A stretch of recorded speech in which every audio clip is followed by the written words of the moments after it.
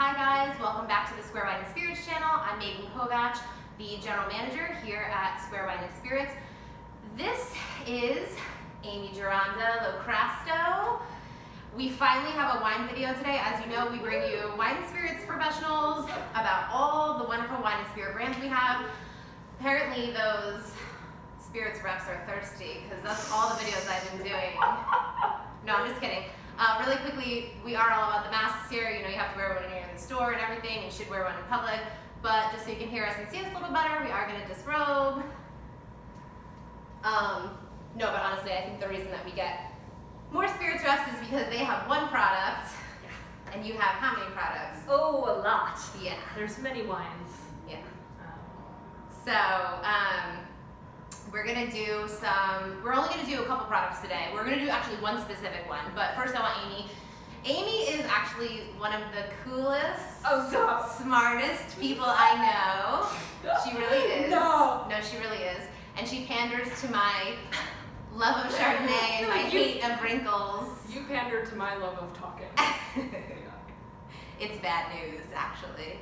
How do my lashes look? They're real. Are they real? They're real. They look great. Thanks. I give her all sorts of terrible ideas about cosmetic things to do that she doesn't need at all. That's not true. But we're just like, you know, we share together. We share. But anyway, so tell me a little bit about how you got into wine and a little bit about your background. I probably have like what I would call a somewhat untraditional background, I guess.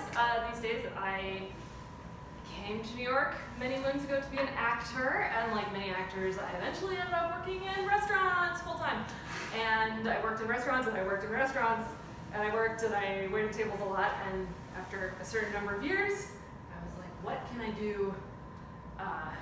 Not in a restaurant. Or that's like restaurant adjacent, but isn't waiting tables, and I was getting more interested in wine, and I had a really good wine director that I was working for at Vinegar Hill House, who introduced me to my boss, now Jean-Luc, and I've been selling wine now for, I guess, four years and change, and that's how I got into it. So I also learned about wine in a restaurant, not from, going to classes or anything like that, although I guess I did maybe a little bit, but from books and from customers and from hands-on is generally, like the application is usually where you learn most anyway. So that's where my background comes from, and luckily because of being a wine rep, which one of the perks of being a wine rep or a wine person is you often get to go visit wineries, sometimes in the United States or wherever your portfolio is, where your winemakers are. So I've gotten to go to France and Italy and meet people. So learned about it that way. Her last name is Gironda LoCrasto, so I can imagine Italy is oh man, a place that you enjoy. That was fun. So she is the New York sales representative for a company called Wine Mc2. But really quickly, you went to NYU, right? Yes. Okay, do you know this movie with Robert Pattinson? I think it's called, like, Remember Me This Way, or... I've seen, like, a lot of his deep cuts. Okay, well, spoiler alert, I didn't know this when I watched it. Okay, I had just watched the Twilight series for the first time in my life. I'm 35 years old, and I never saw them. I was like, all right, I'm just gonna give this a go. Okay, no, I was like, I'm just gonna give this a go. I'm just gonna give this a go, and I was like obsessed. I was like too old to be. No, but I'm a little too old to be like, oh my god, these movies are so good. So anyway, so I watched these movies, but then I'm like, oh my god, these movies are really good. But I'm done now. I need to see more Robert Pattinson. So what else is on Netflix? And then I was like, okay, this is like romantic, something like that. I don't know what it's about, but I had no idea. Spoiler, it's about 9/11. Did not know, okay? But you went to NYU when 9/11 happened, right? Yeah. So you actually should watch this movie because whatever happened he also went to NYU and during but Google that. It's actually makes you ball cry. Anyway, it's a sad movie at the end. It was sad. I just spoiled it. It was a really sad thing. We're not laughing, but spoiler alert, that was a really bad thing that happened. But we were talking about the movie, so anyway, so Wine Mc2, French mostly. Well, okay, no, owned by a Frenchman, Jean-Luc. French. Yes, we're. Why does Jean-Luc like the natural wine thing? We're going to talk about natural wines today. That's basically going to be what this video is about. when I talk about the company, I usually say we're a mostly natural wine company. Our book largely skews natural. I kind of like the term low intervention just because I feel like it's a little more descriptive and less value-based. But anyway, Jean-Luc also came out of a restaurant background. He's from the south of France. He's been in the United States for a long time, but that's how the book sort of came together, was from his experience of starting out as a wine director in some of these big New York restaurants, and then consulting on wine lists, and while doing that consulting, also knowing all these winemakers in France and beginning to bring wines in, kind of like winemaker at a time for restaurants that needed certain specific things, and that's kind of how the book over the years came together. And he was a one-man band for years, and then got a few reps, and things have changed a little bit, but that's how he kind of built the book. And I think like the book really follows his palette. I often think a lot of our winemakers, well, I think sometimes natural wine gets I would say bad rap as being weird. We don't really like wines that are just weird for the sake of being weird. For the sake of it. Mm-hmm. Jean-Luc does come from this restaurant world where you have your traditional French list, and there's great things to be celebrated on like a traditional French wine list. Of course. And we like to look for wines that are made in this like low intervention style, but still are representative of their terroir, are still a pleasure to drink. And like a lot of, the most lauded, expensive French wines and European wines are natural. They yes. Whilst they are classic and part of the like high-end wine world, they're also actually natural. They're made in a very artisanal, low intervention way. So I think that's how the book kind of came about. Was we just like, and we like to work with family wineries. Yeah. We're both kind of small business people, I guess. Me and Jael, and we look for people in Europe and in the United States, and now in Chile a little bit, who are doing kind of making wine on a small scale with their families, like from their hearts. Yeah. It sounds a little cornball, but we mean it. It's like, no, it's true. We're looking for good people. I think that like if you met Jean-Luc, to me, I think that there's an association with the natural wine movement that is kind of like this hipster, super funky. I want something that tastes weird for the sake of it being weird. Jael always says, I don't like wine that tastes like cider. I don't like wine that tastes like cider. And sometimes you get some natural wines, right. But he is like a traditional looking, he's not like some hipster. No offense. Yeah, no offense. He's like just like a traditional like dude, he's like a dad, and he's like a French dad. Yeah. And so I think it's unsuspecting that, it's, and I know other importers that are the same thing. They're just like normal people. They're not from, they're not. It's about how the wines punk rockers from the Lower East Side that are trying to like. He's got a little punk rock. Well, no, I think all importers have to have a little punk rock in them, because it is a bananas industry to get into. You have to be crazy to import wine, because it is hardcore. Yeah. There's a lot of red tape. There's a lot of money and bureaucracy and competition and dealing with winemakers is not easy, and it's like herding cats. Yeah. A little bit. Herding cats. Not hurting. Herding. But yeah, so anyway. That's our story. And we've been, we started in France, and the wine we're going to talk about today is a good place to start. Yeah, so we're going to talk about Julie Benau. She's a female winemaker. She has kind of a cool story. If you could just tell us really quickly. These are just two of her wines. Obviously, she has other wines. These are just two things that I just so happen to carry. And Picpoul. Julie Benau is Our Lady of Picpoul. We've been working with her for a long time, and she has a domain with Picpoul. I just think this is kind of funny. Tell it. I think it's really cool. The only domain in France where the name of the grape is actually the same name as the appellation. The appellation is Picpoul de Pinet, and the grape is Picpoul, which makes it a little easier, because most French appellations, it's Sancerre, and the grape is Sauvignon Blanc. But Julie Benau is in Picpoul, and she grows Picpoul. Picpoul is in the Languedoc, and she has had her estate. She's been in charge of it since 1999. She took over from her family, and her family was doing what most people in Picpoul do, which is they grow a lot of grapes, they produce a lot of fruit, and they sell it to the co-op. The co-op buys all of this fruit, they crush it up, and in these, if you ever go there, they're these huge tanks. It's like you're in farming country or something in the Midwest where you see like big grain. It's like, wow, they are making a lot of juice here. A lot of juice. And That's cool. it's not what you usually think of when you're like, I'm looking for like a natural wine region. It's a pretty industrial But wine that's region. their business. That's what the business was there. Yeah. And when Julie took over from her family, she decided, hey, we already kind of don't like this vibe. We're going to reduce our production, which is crazy because you're going to make less money.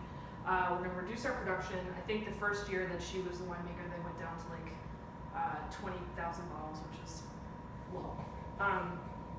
And we are going to focus on making Domaine bottled wine here, which not a lot of people in Picpoul do because it's just not the culture there. It's more about industrial farming and growing as much as you can and making as much as you possibly can. But Julie Benau is doing something very different from her neighbors. And we love her. And these are both Picpoul, actually. This is her classic Picpoul, which is the wine that she makes the most of. Most of the harvest goes into the classic Picpoul. Great wine. And this is the kind of special single parcel, like one little plot of wine's cuvée called the Chichois à la Baraquette, that's made from her best fruit, and it is also completely unsulfited and unfiltered. So to that point, unsulfited, unfiltered, very typical natural. Yup. What exactly is natural? What's the difference? What's between natural? Well, to me, natural wine has to have two things that it has to have in order to be considered natural wine, which is a natural fermentation and low or no additional sulfites used when making the wine. And then there's a lot of other characteristics that natural wines usually have, but everything kind of stems from having to have these two things. The fermentation has to have occurred naturally. Like it's like if you go to the grocery store, you're gonna make bread, and you buy a packet of yeast.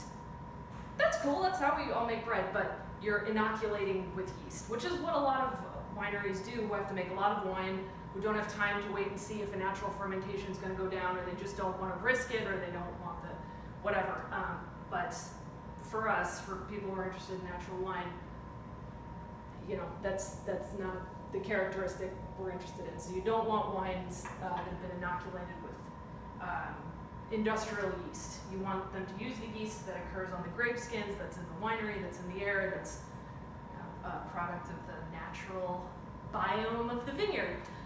So that's characteristic quality one of natural wine. And two, because you have this beautiful natural fermentation, like what happens in like really great bakery bread, like your nice French Domaine or something. Because you have this beautiful natural fermentation, you don't want to add sulfur.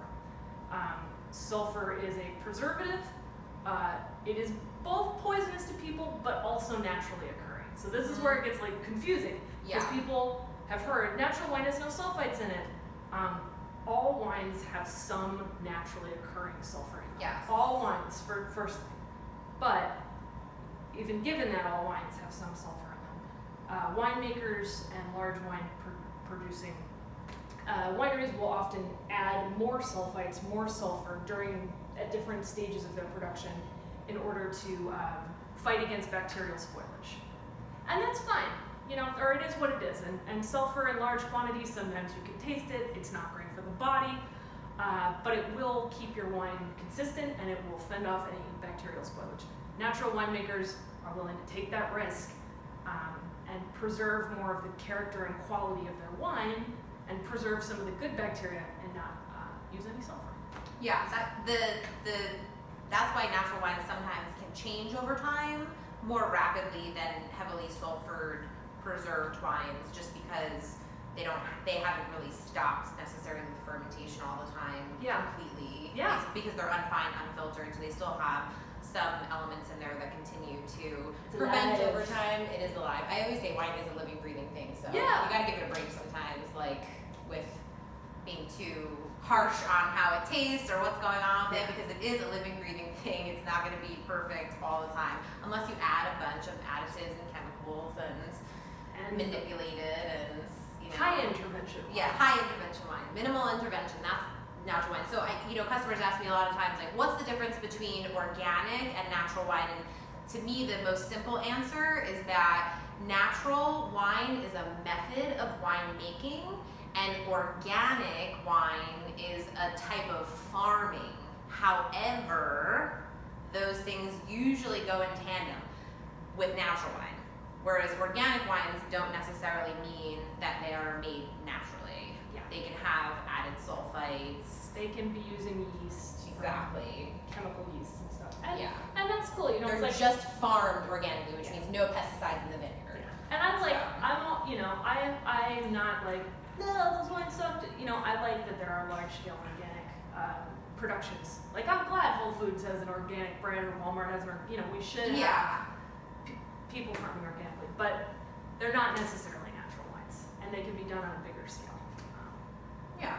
So, if you guys have any other any further questions, you want to dive deeper into that, you can always email me at tastings@squarewine.com. You can hit us up on Instagram @squarewinelic, and shoot us any questions you have regarding natural wine. We have tons of natural wine here. I tend to lean less funky just because since not everybody knows about natural wine and not every person wants to ask for help in the shop, I want everybody who comes into my shop, no matter what their level of wine knowledge is, to take anything off the shelf accidentally on purpose at any time and be able to take it home and drink it and enjoy it.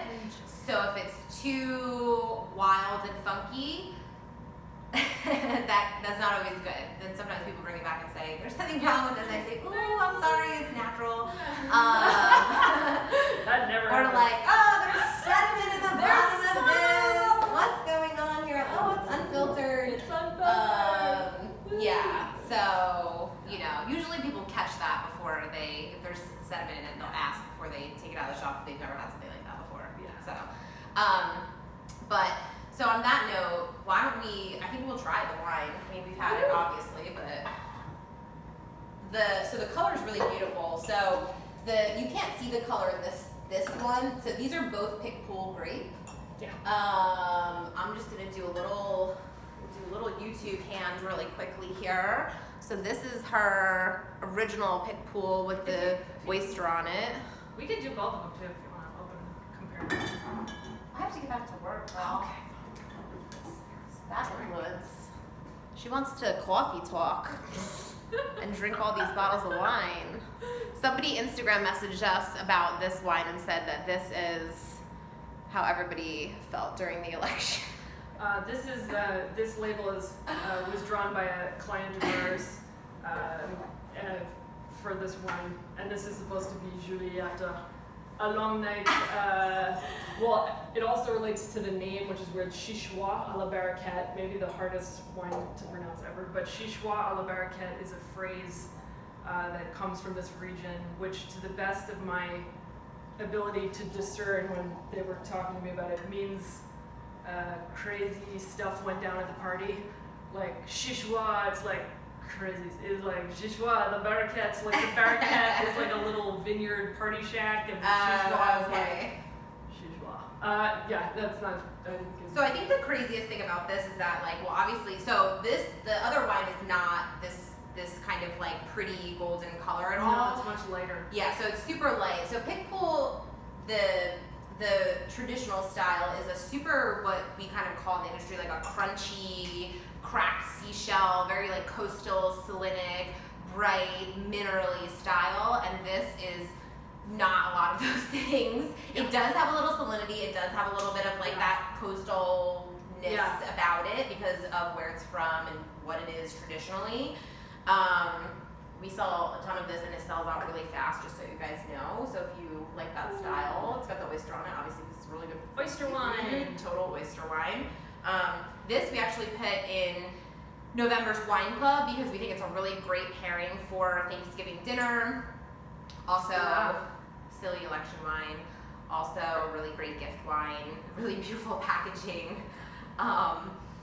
So let's dive into this a little bit. So tell me a little bit about the color, and then I know you mentioned something about lees contact, which I always have trouble explaining to people specifically about like what it means to be on lees. So the lees basically is the spent yeast, or the spent this kind of like sediment.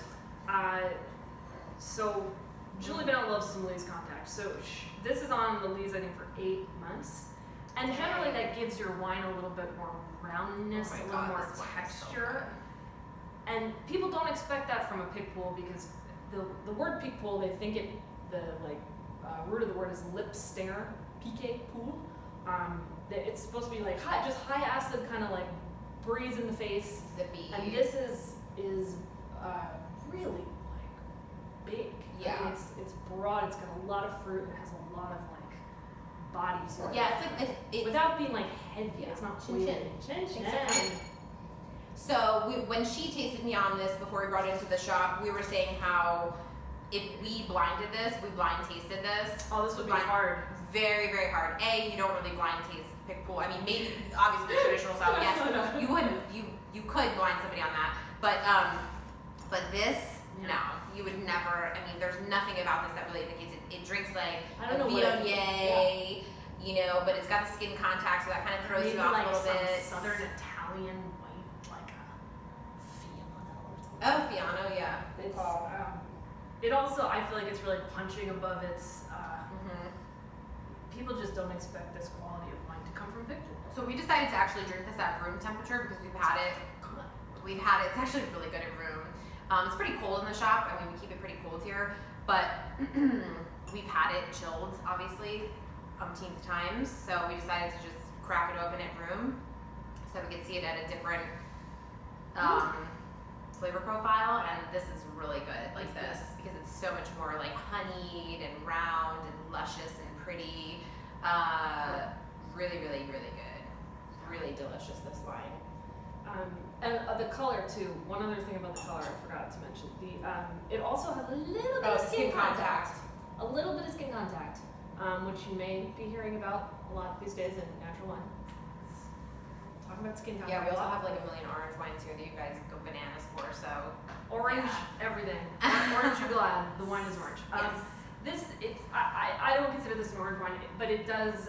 Julie's, she's young. She's a young winemaker. She loves trying different things. She's making all kinds of cool wines. She's been, dipping her toe in a little bit with trying some skin contact on this wine. She did a little portion of the grapes that went into the final blend on the skins for a day, and I think I love this. It vintage. works.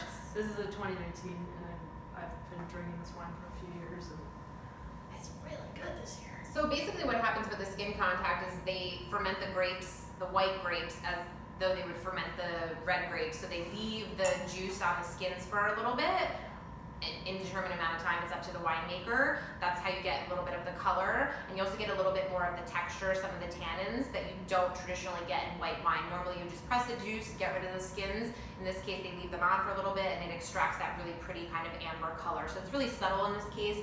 It's more of a honeyed color, whereas some of the other orange wines pull like really dark, they're or like more, yeah, they're actually orange, or they're almost like rosé in color in some cases. Yeah.